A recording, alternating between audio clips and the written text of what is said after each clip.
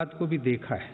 भारत ने इन परिस्थितियों में मानवता को सर्वोपरि रखते हुए ऑपरेशन देवी शक्ति को संचालित किया। हमने अनेक चुनौतियों के बावजूद हमारे कई नागरिकों और कई अफगान, हिंदू, सिख अल्पसंख्यकों को काबुल से सफलतापूर्वक एयरलिफ्ट किया। हम उन कठिन हालात के बीच से पवित्र गुरु ग्रंथ साहिब के 2 स्वरूपों को भी सुरक्षित भारत लेकर आए। मानवता की दृष्टि से भारत अफगानिस्तान में मेडिकल सप्लाई और अनाज पहुंचाने में भी मदद कर रहा है। माननीय सदस्यगण, वर्तमान समय में जलवायु परिवर्तन पूरे विश्व के सामने बड़ी चुनौती है। भारत इस विषय पर एक जिम्मेदार वैश्विक आवाज बनकर उभरा है। COP26 शिखर सम्मेलन में मेरी सरकार ने घोषणा की है कि वर्ष 2030 तक भारत अपने कार्बन उत्सर्जन को 1 बिलियन टन से घटा देगा। भारत ने साल 2070 तक नेट जीरो उत्सर्जन वाली अर्थव्यवस्था का लक्ष्य भी रखा है। भारत ने विश्व समुदाय को साथ लेकर ग्रीन ग्रिड इनिशिएटिव, वन सन, वन वर्ल्ड, वन ग्रिड की पहल भी की है। यह global interconnected solar power grid का पहला अंतर्राष्ट्रीय नेटवर्क बन रहा है। पर्यावरण को लेकर हमारे बड़े लक्ष्य और साहसिक संकल्प प्रकृति के प्रति हमारी संवेदनशीलता को दर्शाते हैं। माननीय सदस्यगण, मेरी सरकार भारत की प्राचीन विरासत को संरक्षित, समृद्ध और सशक्त करना अपना दायित्व समझती है। यह गौरव की बात है कि धौलावीरा की हड़प्पा साइट और तेलंगाना स्थित 13वीं शताब्दी के काकतीय रुद्रेश्वर रामप्पा मंदिर को यूनेस्को विश्व धरोहर स्थल घोषित किया गया। प्रयागराज कुंभ मेले के बाद यूनेस्को की अमूर्त सांस्कृतिक विरासत सूची में कोलकाता की प्रतिष्ठित दुर्गा पूजा को भी शामिल किया गया। सरकार की यह भी प्राथमिकता रही है कि भारत की अमूल्य धरोहरों को देश में वापस लाया जाए। 100 वर्ष पूर्व भारत से चोरी हुई मां अन्नपूर्णा देवी की मूर्ति को वापस लाकर काशी विश्वनाथ मंदिर में स्थापित किया गया।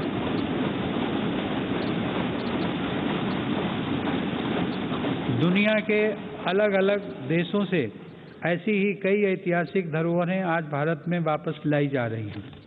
हम सब जानते हैं कि विरासत और पर्यटन का एक दूसरे से गहरा नाता है। इसीलिए आज एक और भारत की आध्यात्मिक विरासत को फिर से जीवंत किया जा रहा है, तो साथ ही तीर्थयात्रियों और पर्यटकों के लिए आधुनिक सुविधाएं और इंफ्रास्ट्रक्चर का विकास भी हो रहा है। मेरी सरकार की स्वदेश दर्शन एवं प्रसाद योजनाएं इसमें बड़ी भूमिका निभा रही हैं।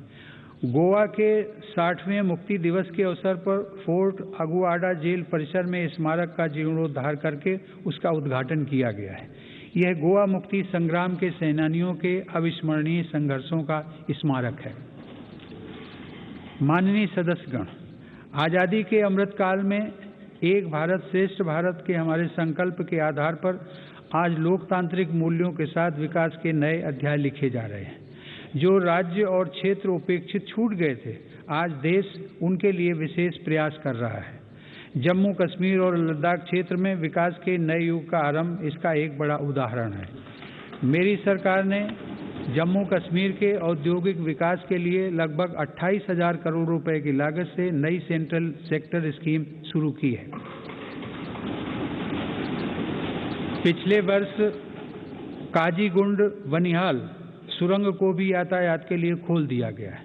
श्रीनगर से शारजाह तक की अंतर्राष्ट्रीय उड़ानें भी शुरू हो गई हैं। जम्मू कश्मीर के लोगों को शिक्षा, स्वास्थ्य और रोजगार के बेहतर अवसर प्रदान करने के लिए अनेक महत्वपूर्ण कदम उठाए गए हैं। इस समय वहां 7 मेडिकल कॉलेजों के अलावा 2 एम्स का कार्य प्रगति पर है, जिनमें से एक एम्स जम्मू में और एक कश्मीर में है। IIT जम्मू और IIM जम्मू का निर्माण कार्य भी तेजी से चल रहा है। लद्दाख संघ राज्य क्षेत्र में इंफ्रास्ट्रक्चर और आर्थिक विकास को तेजी से आगे बढ़ाने के लिए सिंधु इंफ्रास्ट्रक्चर डेवलपमेंट कॉरपोरेशन की स्थापना की गई है। लद्दाख की इस विकास यात्रा में एक और उपलब्धि सिंधु सेंट्रल यूनिवर्सिटी के रूप में जुड़ रही है।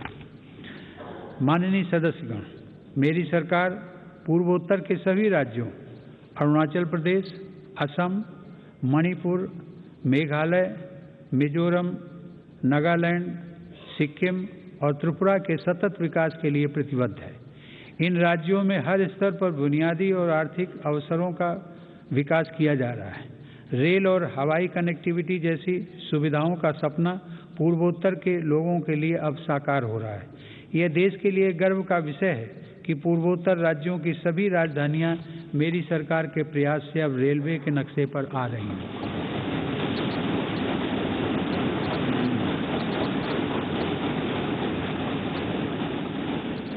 ईटानगर के होलोंगी में एक नए एयरपोर्ट की स्थापना की जा रही है। हाल ही में त्रिपुरा राज्य के महाराजा वीर विक्रम एयरपोर्ट में एक नया और आधुनिक टर्मिनल खोला गया है। पूर्वोत्तर का यह विकास भारत की विकास यात्रा का एक स्वर्णिम अध्याय सिद्ध होगा। कुछ दिन पहले ही 21 जनवरी को मेघालय, मणिपुर और त्रिपुरा की स्थापना के 50 साल पूरे हुए हैं। आज़ादी के 75 साल पूरे होने के साथ इन राज्यों की यात्रा भी हमें विकास के नए संकल्पों के लिए प्रेरित कर रही है। पूर्वोत्तर में शांति स्थापना के लिए मेरी सरकार के प्रयासों को ऐतिहासिक सफलता प्राप्त हुई है। अभी कुछ महीने पहले ही कार्बी आंगलोंग के दशकों पुराने विवाद को समाप्त करने के लिए केंद्र सरकार, असम की राज्य सरकार एवं कार्बी समूह के बीच समझौता हुआ है। इससे इस क्षेत्र में शांति और खुशहाली का एक नया अध्याय शुरू हुआ है। सरकार द्वारा किए गए प्रयासों से आज देश में नक्सल प्रभावित जिलों की संख्या भी 126 से घटकर 70 रह गई है। माननीय सदस्यगण, मेरी सरकार नागरिकों की जरूरतों के प्रति सरकारी विभागों को अधिक से अधिक जवाबदेह बनाने के लिए कृत संकल्प है। बकाया मामलों में निपटान हेतु तथा स्वच्छता के लिए भारत सरकार के प्रत्येक मंत्रालय में विशेष अभियान चलाया जा रहा है।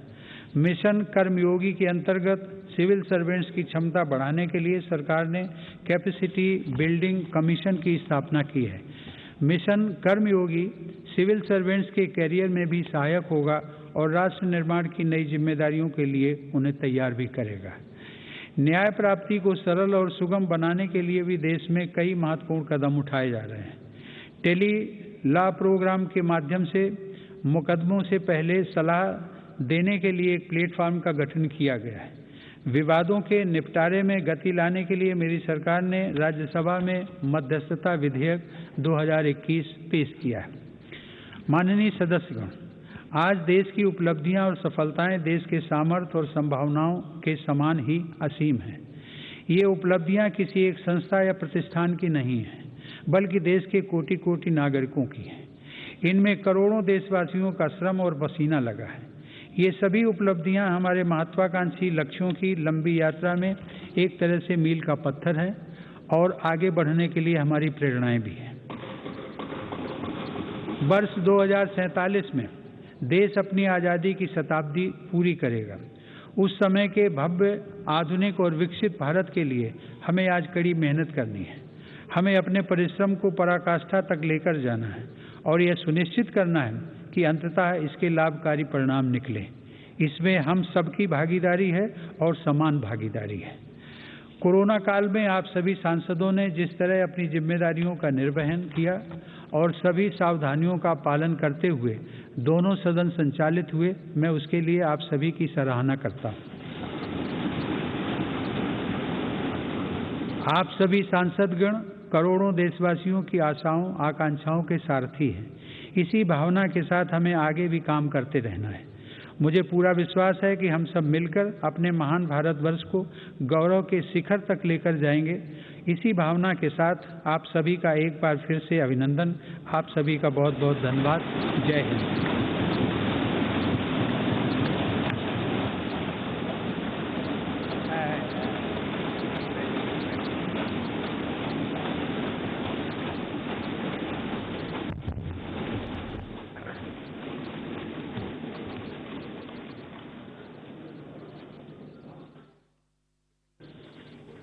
बजेट अधिवेशन ये प्रथम दिन एवं राष्ट्रपति